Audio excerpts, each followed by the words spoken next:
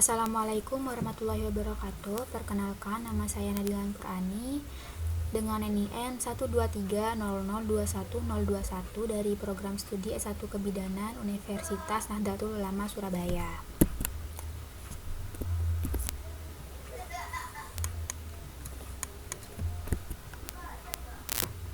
Di sini saya akan menjelaskan mengenai sistem integumen.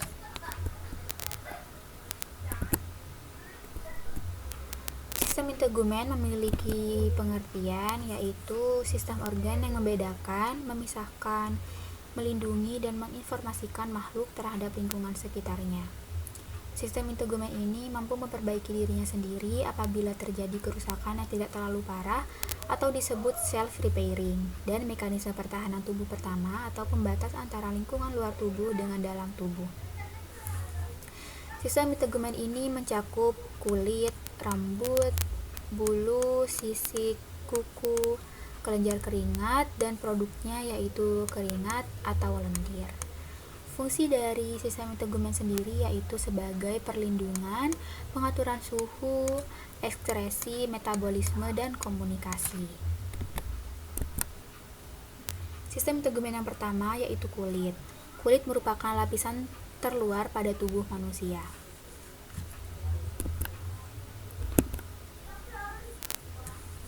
Nah, kulit sendiri itu dibagi menjadi 3 lapisan, yaitu epidermis, dermis, subkutis. Nah, di samping ini merupakan gambar dari anatomi lapisan kulit, yaitu ada epidermis, ada dermis, dan hipodermis yang paling bawah. Di slide berikutnya saya akan menjelaskan lebih detail lagi mengenai lapisan kulit ini. Lapisan kulit yang pertama yaitu epidermis. Epidermis itu merupakan lapisan paling luar dari kulit, memiliki protoplasma yang menjadi glikogen. Epidermis ini tidak memiliki pembuluh darah dan terdapat pada telapak tangan dan kaki. Epidermis sendiri itu terdiri dari stratum, yaitu stratum basalis, stratum spinosum, stratum granulosum, stratum lucidium, dan stratum corneum. Di slide berikutnya juga saya akan lebih detail untuk menjelaskan stratum-stratum ini. Stratum yang pertama yaitu stratum basalis, letaknya di epidermis paling dalam. Bentuknya silindris. Stratum basalis ini sebagai pembentuk melanin yang mengandung pigmen. Sel-selnya mengadakan mitosis yang berfungsi reproduktif. Nah, ini merupakan contoh gambar dari stratum basalis.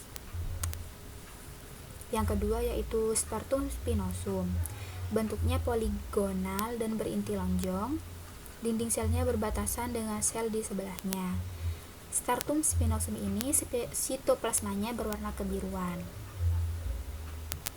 Taju-tajunya melekatkan sel-sel yang terletak di desmosom. Nah, ini merupakan contoh gambar dari stratum spinosum. Yang ketiga yaitu stratum granulosum. Stratum granulosum ini berbentuk bulir padi atau bisa disebut grainy. Memiliki 2-4 sel gepeng. Sitoplasmanya berbutir kasar dan memiliki inti. Stratum granulosum ini terletak di tangan dan kaki. Nah, ini merupakan contoh gambar dari stratum granulosum. Yang selanjutnya yaitu stratum lucidium. Stratum lucidium ini terletak di bawah corneum. Lapisan gelnya tidak memiliki inti. Nah, kalau yang tadi kan ada titiknya ya di bagian tengah. Nah, sedangkan stratum lucidium ini dia tidak memiliki inti. Protoplasmanya menjadi protein. Ada pada kulit tebal, biasanya terletak di telapak tangan atau kaki. Nah, ini yang oranye ini merupakan contoh gambar dari stratum lucidium. Dan yang terakhir yaitu stratum corneum. Stratum corneum ini memiliki banyak sel mati, berbentuk pipi dan tidak memiliki inti seperti stratum lucidium. Nah, nih. Jadi di dalamnya itu enggak ada titiknya itu loh, tetap kosong. Sitoplasmanya digantikan oleh keratin. Sel yang permukaannya sisik zat tanduk terdehidrasi yang terkelupas. Ini merupakan contoh gambar dari stratum corneum.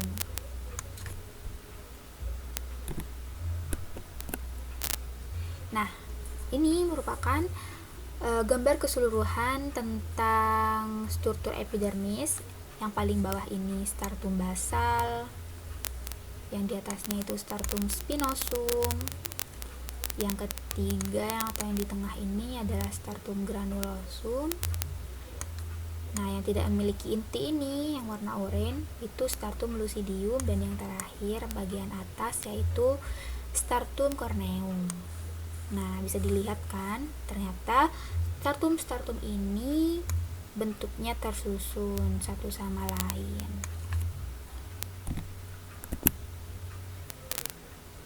Lapisan yang kedua yaitu lapisan dermis. Dermis ini terletak di bawah lapisan epidermis. Lapisannya itu mengandung akar rambut, pembuluh darah, kelenjar, dan saraf. Dermis ini memiliki jumlah sel yang relatif sedikit. Lapisannya itu tebal dan dalam. Lapisan dermis ini terdiri atas lapisan papiler dan lapisan retikuler. Lapisan papiler itu menonjol ke epidermis. Jaringan fibrosnya tersusun longgar yang berisi ujung serabut saraf dan pembuluh darah. Sedangkan lapisan retikuler itu bagian di bawahnya menonjol ke arah subkutan, lebih tebal dan banyak jaringan ikat. Dan lapisan yang terakhir yaitu lapisan subkutis atau hipodermis. Lapisan hipodermis ini terletak di bawah dermis. Lapisan ini itu memiliki banyak mengandung lemak yang disebut panniculus adiposus. Subkutis ini terdiri dari jaringan ikat longgar yang berisi sel-sel lemak. Jaringan ikatnya lebih longgar dengan serat kolagen halus. Nah, lemak subkutis atau hipodermis ini cenderung mengumpul di daerah tertentu. Ini merupakan gambar struktur dermis dan gambar struktur hipodermis. Ini gambar struktur dermis yang terdiri dari lapisan papilari dan lapisan retikular, dan ini merupakan lapisan hipodermis yang terdiri dari folikel lembut, jaringan lemak, kelenjar keringat, dan jaringan penghubung.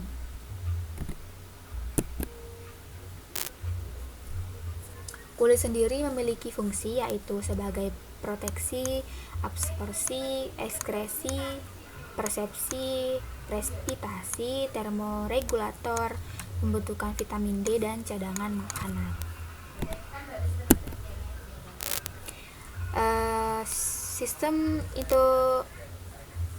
yang kedua yaitu rambut. Rambut sendiri memiliki pengertian yaitu adalah organ seperti benang yang tumbuh di kulit hewan, terutama pada mamalia.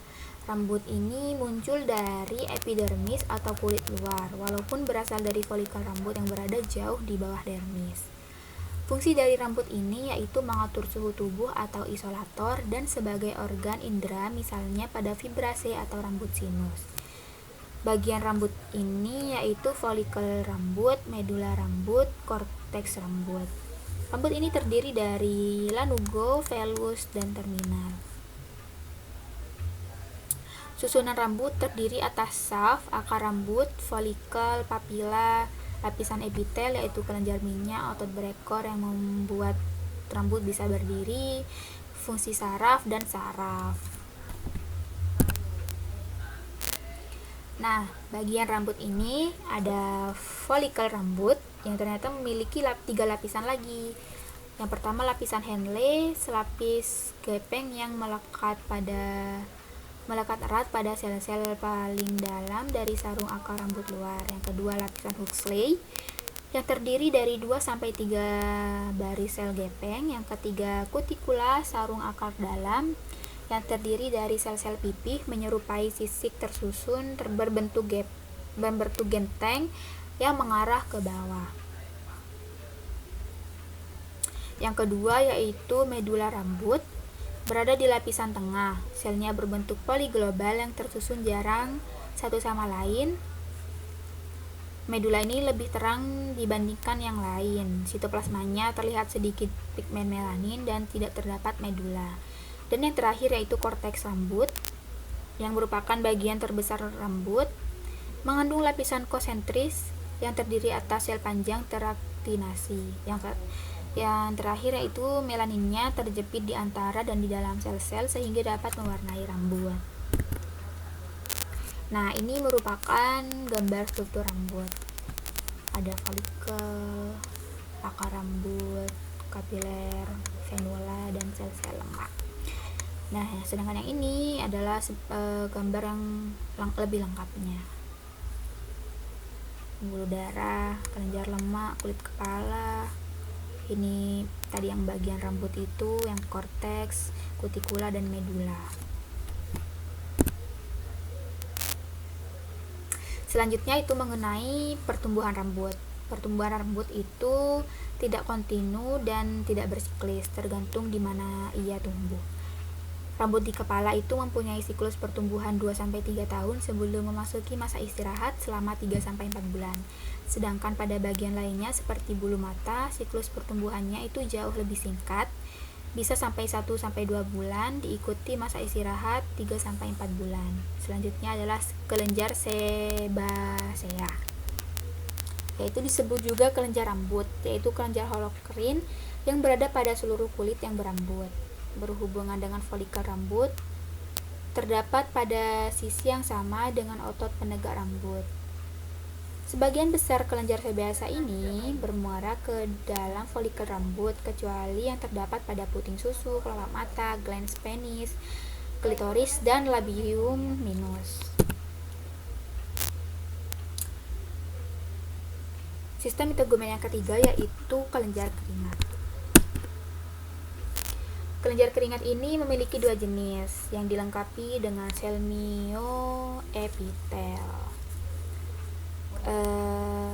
Jenis yang pertama yaitu kelenjar merokrin, itu bergetah encer atau banyak mengandung air, terdapat di seluruh permukaan tubuh kecuali di daerah yang berkuku. Fungsinya menggetahkan keringat yang berguna untuk mengatur suhu tubuh. Yang kedua yaitu kelenjar apokrin, terdapat pada kulit daerah tertentu atau areola mama, ketiak, sekitar dubur, kelopak mata, dan labium majus. Kelenjar ini bergetah kental dan baru. Kelenjar ini baru bisa berfungsi setelah pubertas. Kelenjar ini bergetah lilin seperti kelenjar seruma dan kelenjar mol yang juga tergolong ke kelenjar ini. Nah, ini merupakan gambar dari struktur kelenjar keringat.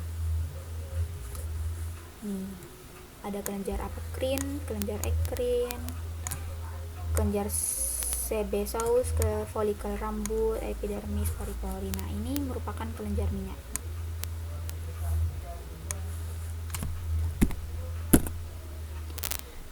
Sistem integumen yang keempat yaitu kuku. Nah, kuku itu merupakan bagian tubuh yang terdapat atau tumbuh di ujung jari. Kuku tumbuh dari sel mirip gel, lembut dan mati, mengeras dan kemudian terbentuk saat mulai tumbuh dari ujung jari. Fungsi dari kuku sendiri yaitu melindungi ujung jari yang lembut dan penuh urat syaraf serta mempertinggi daya sentuh sebagai perasa dan peraba. Bagian kuku terdiri dari sel tanduk yang mengalami modifikasi yang bersatu dengan kuat. Pada bagian proksimal, kuku terbentuk dalam matriks kulit. Dasar kuku terdiri dari sel prickle yang mengalami modifikasi di mana kuku melekat dengan kuat. Kuku sebagian memperoleh warna dari darah dan sebagian dari pigmen dalam epidermis, terutama melanin. Nah, ini merupakan gambar dari anatomi kuku. Ada nail root atau akar kuku. Itu bagian kuku yang terbenam dalam kulit jari. Berarti di sini. Atau selanjutnya nail plate atau bagian kuku, bagian terbuka di atas jaringan lunak kulit pada ujung jari. Yang ketiga yaitu nail groove atau alur kuku, sisi kuku yang agak mencekung. Eponychium itu kulit tipis yang menutupi kuku pada bagian proksimal. Yang terakhir adalah hyponicum, kulit yang ditutupi bagian kuku bebas. Ini merupakan gambar dari keseluruhan anatomi kuku. Sekian, terima kasih. Mohon maaf bila ada penjelasan yang kurang dapat dimengerti. Semoga penjelasan yang saya berikan tadi dapat bermanfaat. Sekian dari saya. Wassalamualaikum warahmatullahi wabarakatuh.